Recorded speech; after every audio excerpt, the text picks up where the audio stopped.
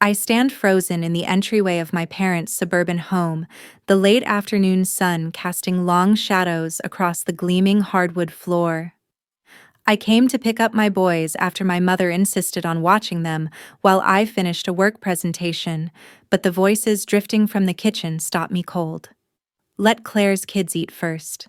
Eli and Noah can have the leftovers. My mother Linda's voice carries through the house with the casual cruelty of someone who doesn't expect to be overheard. My sister Claire adds with a soft laugh that twists my stomach. They might as well get used to it. Kids like them don't need much. My heart hammers against my ribs as I take 3 silent steps forward, just enough to see into the dining room. My nephews Ava and Connor sit at the table with plates piled high with steaming lasagna, the good plates, the ones Mom saves for special occasions. My gaze drops to the kitchen floor where my sons 8-year-old Eli and 6-year-old Noah sit cross-legged on the tile paper plates balanced on their laps. Cold sandwiches, not even cut diagonally the way they like. From his recliner, my father Gerald lowers his newspaper just enough to peer over the top. They need to learn their place in this world. Time seems to freeze. The room tightens around me, oxygen thinning. I watch my boys' heads bent, shoulders hunched in a posture I now recognize as shame. How many times have they sat like this while I was working? How many times have I missed the signs? My hands tremble. Rage builds in my chest like a living thing. Boys, I say, my voice barely above a whisper. Get your backpacks. 5 heads snap toward me. My mother's face transforms instantly, her mouth curving into a bright, brittle smile. Oh, we didn't hear you come in. Claire straightens the silverware beside her plate with careful precision, not quite meeting my eyes. The boys said they preferred sandwiches. The lie hangs in the air like smoke. Eli looks up at me, those dark eyes so much like Malcolm's locking on mine. No words are needed. The truth passes between us in that silent exchange, along with something that breaks my heart: resignation.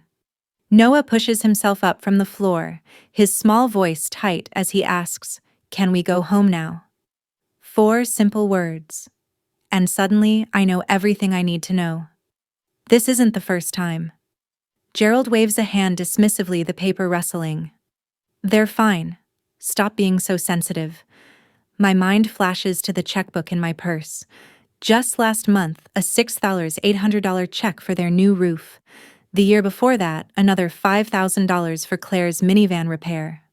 9 years of writing checks since I landed my first real job at 25. 9 years of Malcolm's quiet warnings. They call you for money, not for dinner. The weight of co-signing their $260,000 mortgage settles heavily on my shoulders. How many times had I defended them to Malcolm? That's just how they show love. They're old-fashioned. Old-fashioned? The word tastes bitter now. Linda steps toward me, her coffee cup extended like an olive branch. You're always in such a rush. Stay for coffee. Claire slides into the conversation with practiced nonchalance. It's not a big deal.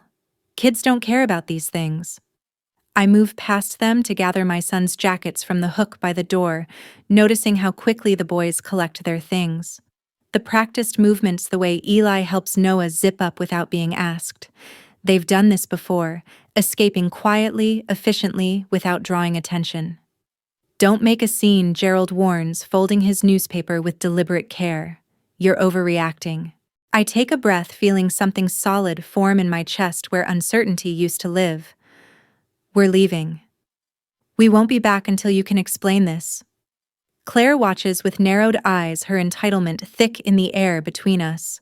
Linda's hands flutter anxiously at her throat, panic rising as she realizes she's losing control of the narrative. Gerald's authoritarian stance falters slightly as I refuse to back down. Eli takes Noah's hand, protective in a way no 8-year-old should ever have to be. As we move toward the door, my gaze catches on the family photos lining the hallway. Years of subtle positioning I'd never noticed before. Claire's family centered in every frame. My family, Malcolm, the boys, and me, always at the edges as if we could be cropped out without anyone noticing. The front door closes behind us with a soft click that somehow sounds final. In the golden light of late afternoon, with my son's hands in mine, clarity washes over me like a wave. This isn't new, I whisper more to myself than to them. I've just been blind. I squeeze their small hands and lead them to the car, away from the house that suddenly feels less like a home and more like the scene of a long, slow crime I've been financing for years. Later that evening at home, I sit cross-legged on our bed, my laptop balanced on my knees. The spreadsheet glows accusingly in the dim light of our bedroom. 9 years of transactions stare back at me, a digital paper trail of my own exploitation. Malcolm appears in the doorway, a steaming mug of chamomile tea in his hands. He doesn't say a word, just sets it on my nightstand and studies my face. The slight furrow between his brows tells me he's worried but won't push. Not yet.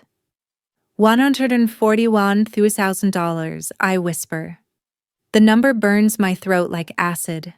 9 years of family emergencies and temporary help. Malcolm sits beside me, the mattress dipping gently under his weight. His silence is a kindness I haven't earned after years of brushing off his concerns. I open another document, one I've built in the 4 hours since we left my parents' house. A list of every time my family refused to help us. My emergency gallbladder surgery 3 years ago, when Mom claimed she was too busy to watch the boys. Our move to the new house when Dad's back suddenly acted up. Eli's overnight hospital stay for pneumonia, when Claire said she couldn't risk her kids catching something. My phone buzzes, a text from my mother. "You're being dramatic. Come back tomorrow." Malcolm's hand finds mine, his touch warm against my cold fingers. "Jacqueline," he says quietly, "they've never invited us for Christmas morning. Always the afternoon." The simple observation hits like a wrecking ball. Every Christmas for 8 years we were told to come after presents because morning is our special family time. I'd never questioned why Claire's family was part of that special time while we were not. I scroll through my voicemail history. Gerald's messages follow the same pattern: friendly greetings, quick small talk, and then the inevitable request. "Sweetheart, the property taxes went up again. Just a small bump in our support would help tremendously." Support. As if I owed them a lifetime of financial servitude for the crime of being their daughter. Claire's texts form a different pattern, one I'd willfully ignored for years. References to those boys instead of their names. Casual cruelty disguised as concern. "Noah's hair is getting so ethnic. Have you considered straightening it?" Cancellations whenever our families were supposed to meet, always with thin, transparent excuses. Then there's Linda, caught between her husband's demands and her occasional flashes of conscience. Her messages swing wildly between guilt trips and rare moments of genuine affection, the inconsistency crafted to keep me off balance and compliant. But what truly chills me is discovering Gerald's name, still listed as the emergency contact at the boys' school, a form I could have sworn I updated months ago. Claire's position as PTA secretary suddenly takes on new meaning. She's had access to those forms all along. I close my laptop around midnight, but sleep refuses to come. At 2 in the morning, I find myself standing in the doorway of my son's room, watching the slow, even rise of their chests in the glow of Noah's turtle nightlight. "They don't love my children the way they should," I whisper into the darkness. A truth so stark, so undeniable, that I can't fathom how I ever failed to see it. I move through our home with quiet purpose, taking down framed photos from the hallway walls. In one, Eli's kindergarten graduation, Claire's children stand front and center while mine are half cut off at the edge. Another, from last Thanksgiving, shows Noah reaching for a dinner roll as my father's hand blocks him. The gesture, captured accidentally, says everything words never did. Malcolm finds me replacing those photos with ones of just us: camping trips, beach vacations, backyard barbecues, moments where the boys' smiles reach their eyes. "It's time to protect our boys," he says, taking a tarnished silver frame from my hands. "They deserve better." Tears slip down my cheeks, but something inside me has shifted. The suffocating guilt that's ruled my life for years hardens into something new, something with edges sharp enough to cut through the tangle of obligations I've wrapped myself in. I've been financing my children's rejection, I say. The words hang between us like a confession. The next morning, I call Sarah, my best friend since college. I need to tell you what happened. I begin, my voice steadier than I expect. When I finish, there's silence on the other end so long I glance at my phone to check the connection. I've seen it for years, Sarah finally says. I just didn't know how to tell you. Those simple words, proof that I'm not crazy, not overreacting, break something loose inside me. Within hours, support materializes from places I hadn't thought to look. Malcolm's parents offering immediate assistance without questions, my coworker Taylor sharing resources about racial bias in families, my boss granting personal days with a knowing look that suggests she understands more than I've ever shared.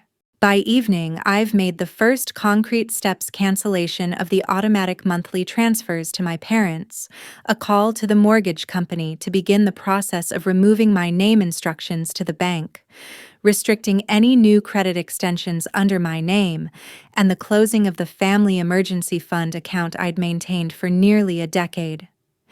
Each action brings a hollow victory.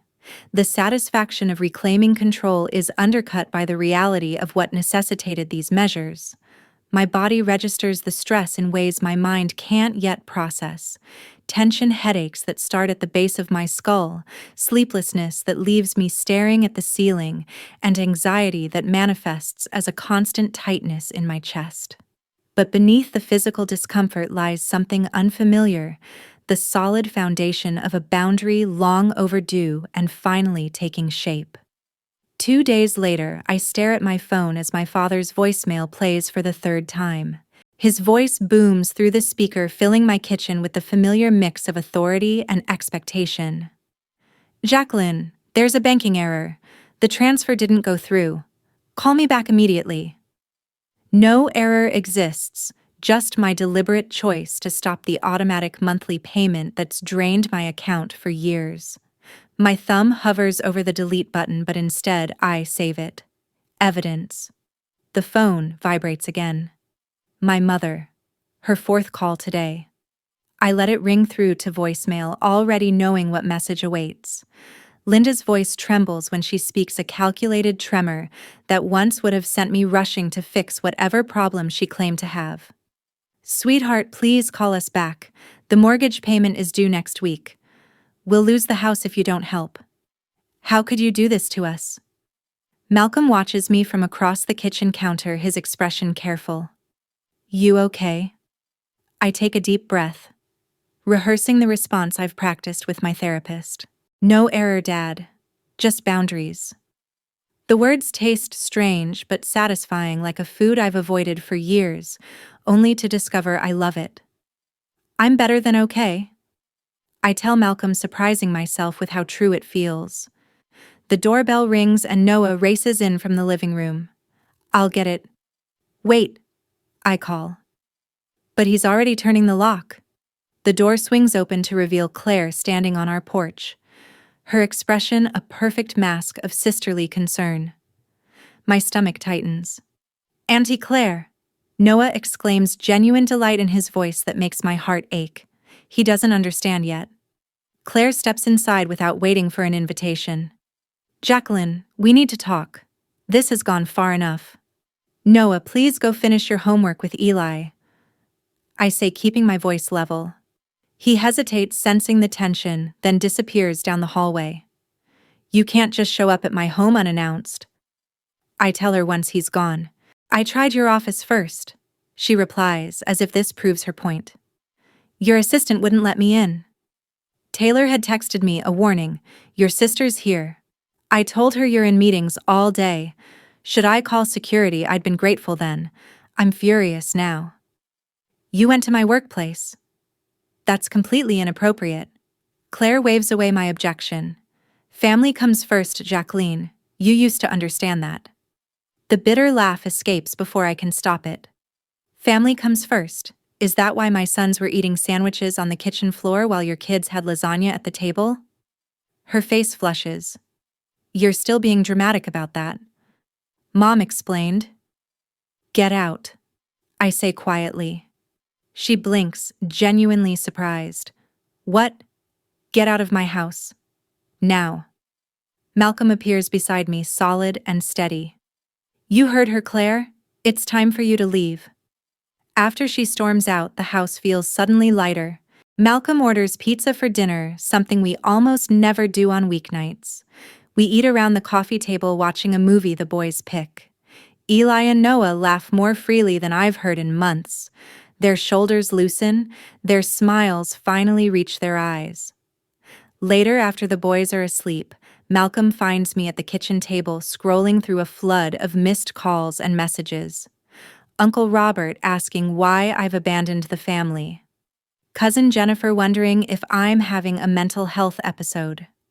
A notification from the community Facebook group where someone has anonymously questioned my family values. You know what I noticed tonight? Malcolm asks, sliding into the chair beside me. I look up from my phone. What, I've never seen you stand this tall, he says simply. The tears come without warning, hot, sudden, and cleansing. Not sad tears, but the kind that feel like a pressure valve finally releasing.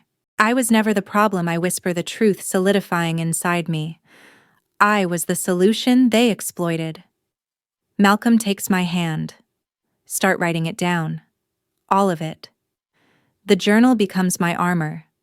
Every manipulation, every emergency loan, every subtle slight against Malcolm or the boys. 9 years of financial transfers, each paired with a corresponding act of obligation. The pattern emerges in black and white money flowing out, conditional love trickling back. When Linda requests a meeting at Copperleaf Coffee 2 days later, neutral ground she calls it, I agree, but this time I'm prepared. She arrives exactly 15 minutes late, her eyes reddened just enough to draw sympathetic glances from other patrons. Perfect timing, not so late I might leave just long enough for my coffee to cool and my patience to thin. Sweetheart, she begins, lowering her voice to a conspiratorial whisper. You know how certain neighbors talk. We're just keeping things comfortable. My hand slips into my pocket. I press record on my phone. What exactly do you mean? Mom, her eyes flick toward the next table where an elderly couple pretends not to listen. You know exactly what I mean. Your boys are wonderful, but different. We help them navigate that. Different how, I ask, keeping my tone even. Linda leans closer. Sweetheart, you know how certain neighbors talk. We're just keeping things comfortable. You already said that, I reply. What do you mean by comfortable? She exhales heavily. It's about appearances, Jackie. We can't help what people think when they see mixed families. I slide my phone onto the table, the screen glowing with the act of recording. Say exactly what you mean, Mom. I want it on record. The color drains from her face. Her eyes lock on the phone. You're recording me. Your own mother. Yes, I say, calm now. Now explain what you meant about my children being different.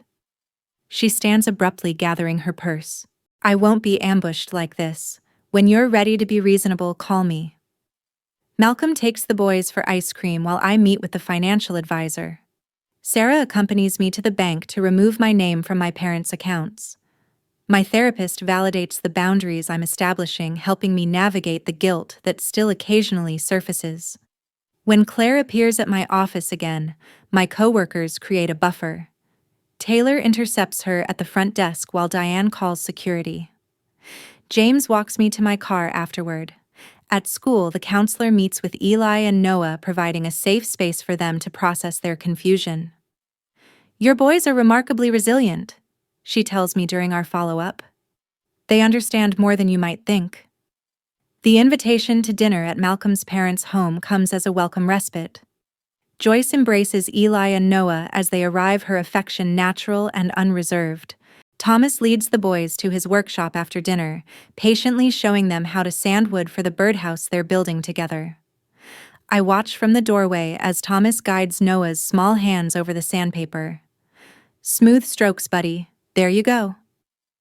The contrast with my own family strikes me deeply. No conditions, no subtle reminders of difference. Just love expressed through time and attention. Joyce joins me, passing a cup of tea. "They're wonderful boys," she says simply. "Thomas is so patient with them," I observe. She smiles. "That's family for you. Real family." "What do you mean?" Thomas looks up from his workbench. "Family is behavior, not blood, Jackie. Never forget that." The truth of his words settles in my chest. Around these grandparents, my sons laugh without restraint, ask questions without fear, exist without apology. The final meeting with my parents is set for Sunday afternoon. I arrive 20 minutes early using the spare key they don't know I've kept. The house is quiet as I step inside, but voices drift from the kitchen. I pause in the entryway listening. Jacqueline always gets so dramatic. Linda sighs. The boys are sweet, but they'll have a hard time in life. Better they learn early. At least she always comes back with money, Claire responds, her voice matter of fact. She's our safety net. My father's reply freezes my blood. The mixed ones will always be a little different. It's just reality. My fingers find my phone, automatically opening the recording app as I step into view. 3 heads turn toward me, expressions shifting from surprise to calculated welcome. I press record and hold up the phone where they can all see it. "Tell me more about the mixed ones, Dad. I'm listening." I stand in the doorway of my parents' living room, the phone clutched in my palm. Gerald, Linda, and Claire freeze like deer caught in headlights. I heard everything. And I recorded it. I repeat. My voice comes out steadier than I feel. Gerald recovers first, his face morphing from shock to dismissal. "You misunderstood what we were saying, Jackie. We were talking about how society treats children like yours, not how we feel." "No misunderstanding necessary." I step forward, placing my leather portfolio on the coffee table. "I heard exactly what you meant about my mixed children."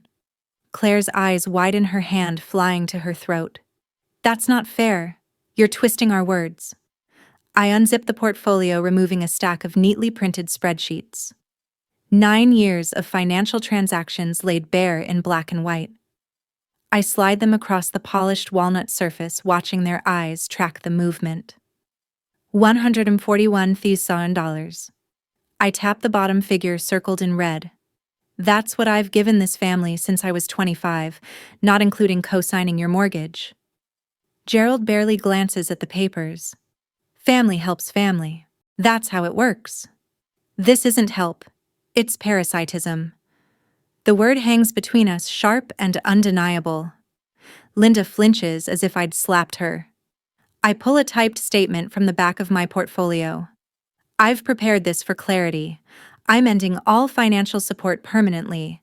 The automatic transfers have already been stopped. I've contacted the mortgage company about removing my name, though that will take longer." Gerald's face flushes dark red. "You can't just walk away from family obligations." "Watch me." Claire's face crumples, tears spilling down her cheeks with practiced precision. "We never meant it that way. You're twisting our words." I've seen this performance before. The quivering lip, the catch in her voice. It worked on teachers, boyfriends, and me for decades. Not today. Linda clutches her chest, her voice dropping to a whisper. "Your father's blood pressure can't take this stress. Is that what you want, to put him in the hospital? You should have thought about his health before you decided my children deserve to eat scraps on the kitchen floor." Gerald's voice hardens. "I wonder what Malcolm's boss would think about these family concerns. Mental stability affects job performance, you know."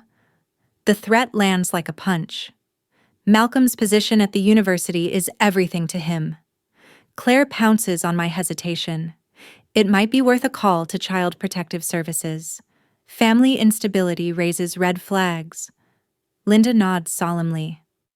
"Pastor Williams was just asking about your family last Sunday. The church community notices when people stop attending together. Their coordinated attack nearly knocks me off balance. For a moment, I'm 8 years old again, caught between Claire's accusations and my parents' united front of disapproval. The front door opens. Malcolm's footsteps echo down the hallway. He appears beside me, tall, steady, unshakable. Without a word, he sets his phone on the table and presses play. Gerald's voice fills the room. The mixed ones will always be a little different. It's just reality.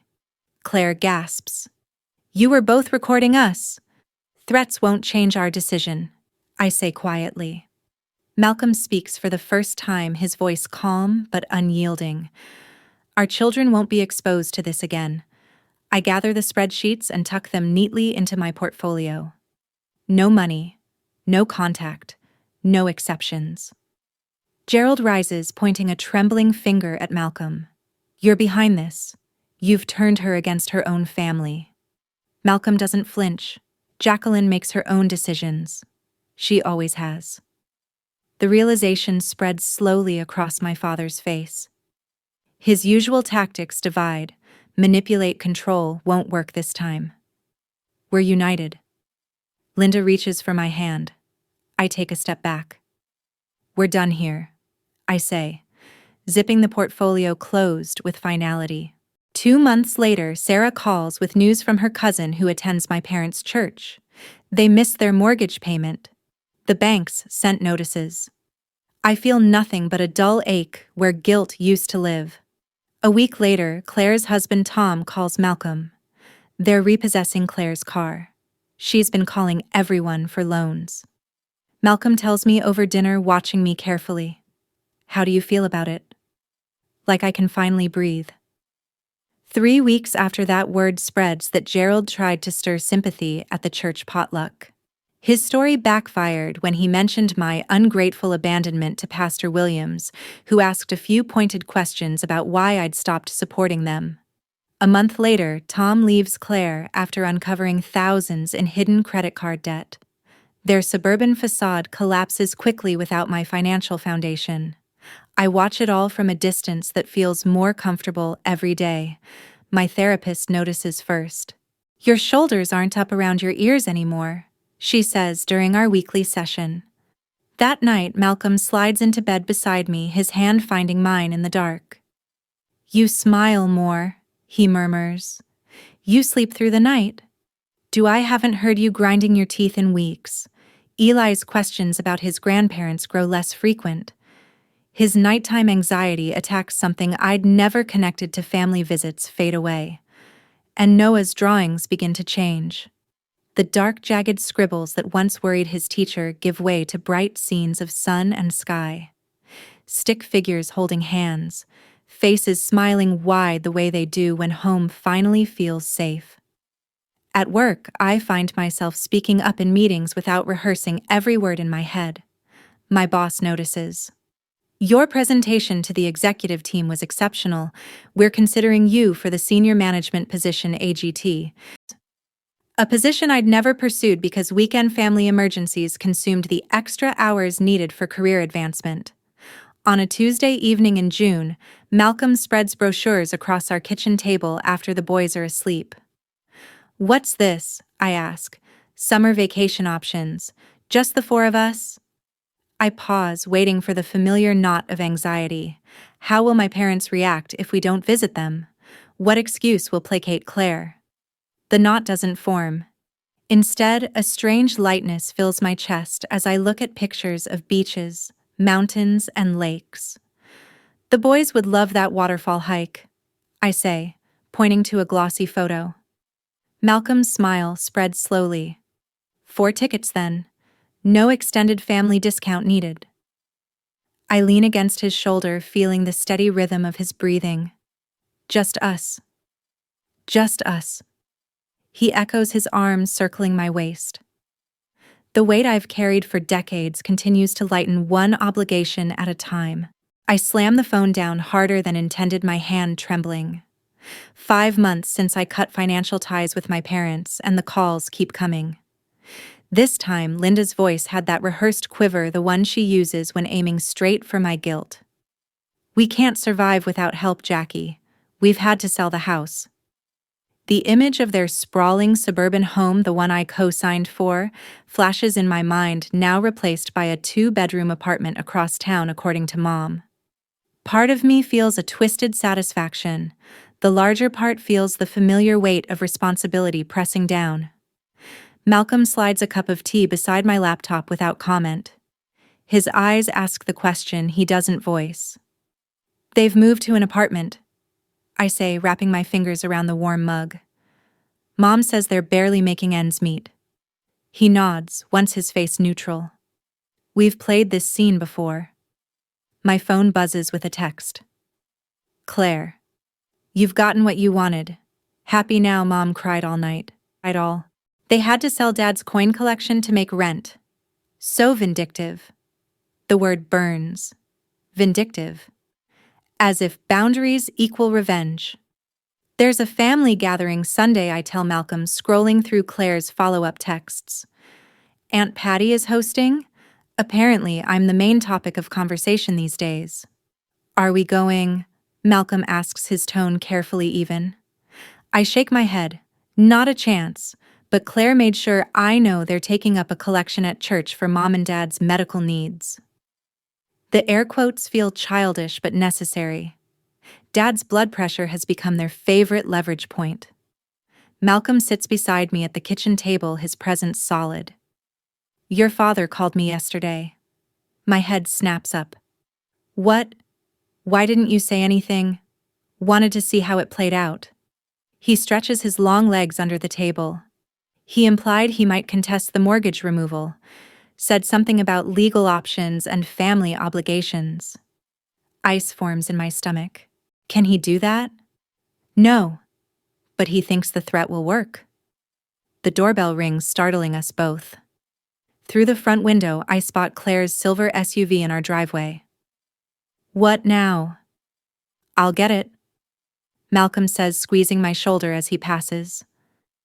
I hear their voices in the entryway, Claire's sharp and tight, Malcolm's low and controlled.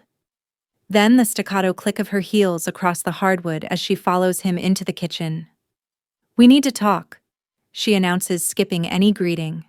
She looks thinner. The designer purse looped over her arm is older than her usual rotation. Financial reality has begun to bite. Then talk, I say, not offering her a seat. Her eyes narrow. This has gone far enough, Jackie. Dad's doctor says his health is declining from stress. Mom can barely sleep. I'm sorry to hear that. No, you're not. Claire tosses her hair back. You're punishing them because you can't handle the truth. Which is...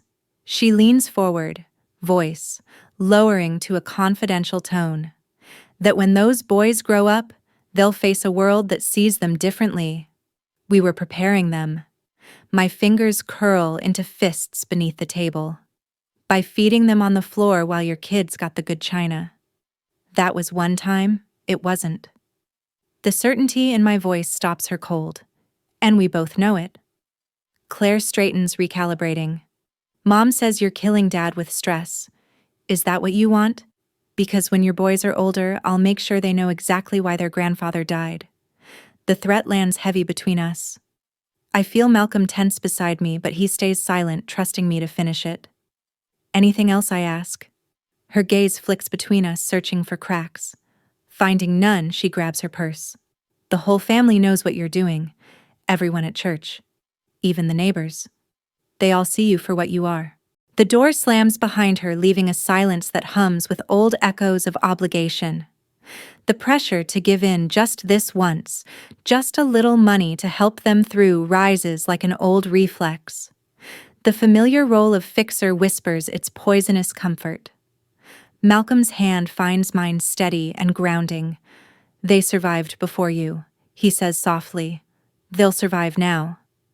I nod, though the words feel hollow against 20 years of conditioning. Still, somewhere deep inside, a thread begins to loosen. That night, Eli crawls into bed between us during a thunderstorm, his small body curled against my side. After the thunder subsides, he remains awake, thoughtful in the way that always makes him seem older than 8. "Mom," he whispers, "is it because Dad's black?" The question knocks the air from my lungs. In the dim glow of the nightlight, I see Malcolm freeze on the other side of the bed, his eyes open but unreadable. "Why do you ask that, honey?" I manage. Eli picks at a loose thread on the comforter. "Grandpa told Connor that kids like me and Noah have to work twice as hard because of our dad." Truth hovers on my tongue, battling with protection. I look across at Malcolm, whose pain is visible even in the shadows. "Yes, honey," I finally say. "Some people have small minds, even people who are supposed to love you." Malcolm's hand finds mine across our son's body. "Even Grandma and Grandpa." Eli's voice is small. "Even them," I confirm. "But it's their problem, not yours. And it's why we don't visit anymore." Later, after Eli falls asleep, Malcolm and I sit at the kitchen table, speaking in low voices. He tells me about the comments over the years, subtle digs, jokes that weren't really jokes, the way my father would introduce him as Jacqueline's husband, rather than by name. "I didn't tell you everything," he admits. "You already felt caught in the middle." The revelation cements something in me, a certainty that had been forming for months. We're doing the right thing. 6 months after the initial confrontation, Malcolm comes home with unexpected news. "Your father called, wants to meet for coffee." His expression is cautious. "Just me." The meeting happens at a neutral coffee shop downtown. I spend the hour pacing our kitchen, jumping when the door finally opens. Malcolm's face gives nothing away as he sets his keys on the counter. "Your father apologized." I blink, certain I've misheard. "For what, specifically?" "For how he treated me. The boys." He shakes his head, looking dazed. "Said he's been doing a lot of thinking since they downsized. Realized some things about himself he's not proud of." The next day, Linda calls, her voice lacking the usual manipulation. "We'd like to try family counseling. All of us. We were wrong, Jackie. We want to rebuild, not for money, for family." The familiar skepticism rises. "The money isn't coming back," I say firmly. "Love my children or stay away. Those are the only terms."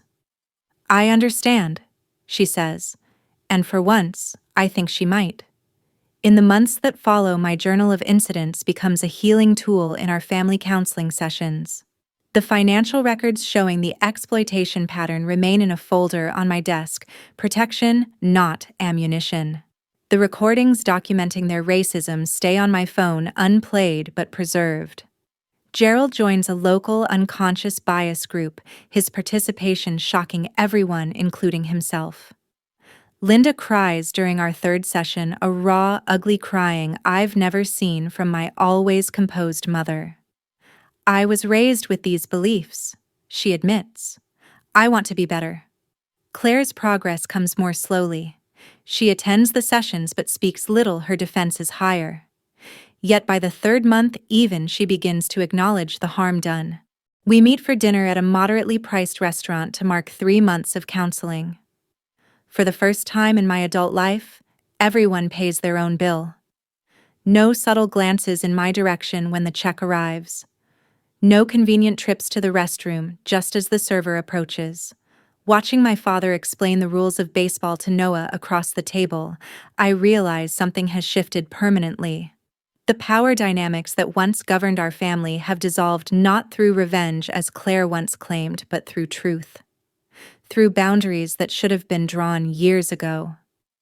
As we stand to leave, Linda touches my arm. "Thank you for giving us another chance." I nod, not yet ready to offer forgiveness, but willing to acknowledge the effort. "It's not for me," I tell her, my eyes following my sons as they walk ahead with their grandfather. "It's for them. They deserve grandparents who see them, all of them." She follows my gaze. For the first time, there's something different in her expression, something that looks remarkably like understanding. I lean back in my chair at Riverside Grill, a modest restaurant filled with the warm scent of rosemary and soft amber light. 1 year has passed since that day in my parents' kitchen, the day everything changed. Across the table, Gerald listens with genuine interest as Eli describes his latest art project. So then I mixed the blue and yellow, Eli says, his hands waving enthusiastically.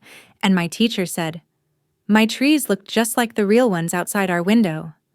Gerald nods, his eyes crinkling at the corners. "That's talent, buddy. Maybe you can show me how to paint trees sometime." The question carries no hidden agenda, no conditional approval, just a grandfather eager to share his grandson's excitement. Beside them, Linda leans toward Noah, her tone animated. "And you caught that fly ball right at the fence." Noah beams his shoulders straight with pride instead of tension. "Coach says I have a good eye for tracking the ball." At the kids' table nearby, Claire's children and my boys trade jokes and French fries with easy laughter. No hierarchy, no subtle positioning, just cousins enjoying each other's company. The scene mirrors that first dinner, almost exactly, family gathered around food, but everything is different now.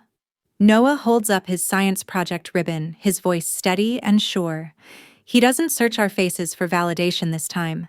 He already knows he's seen. Eli tells stories now without that nervous glance I used to know so well, the one that checked if anyone was really listening. Across the table, Gerald turns to Malcolm. "How's that new project coming along?" "The Sustainable Housing Initiative," Malcolm answers, explaining the details, and Gerald asks follow-up questions that prove he's been paying attention all these months. Linda divides her attention evenly among all 4 grandchildren, helping Connor with his napkin one moment, praising Noah's drawing the next. Claire catches my eye across the table. The entitlement that once hardened her features has softened into something that almost looks like gratitude. She's working now, her first full-time job in years, and the accomplishment fits her well. When the check arrives, everyone reaches for their wallets without hesitation. No subtle pauses, no awkward silences, no quiet expectations. "I've got mine," Claire says, sliding her card into the folder. The waiter brings separate checks without being asked. We've been here often enough that he knows the new routine. As we gather our things, Malcolm leans close. His breath is warm against my ear. "You stand taller now," he whispers. I squeeze his hand. I finally know my worth. Outside, under the soft glow of the parking lot lights, Linda pulls me aside while the others help the children into their jackets.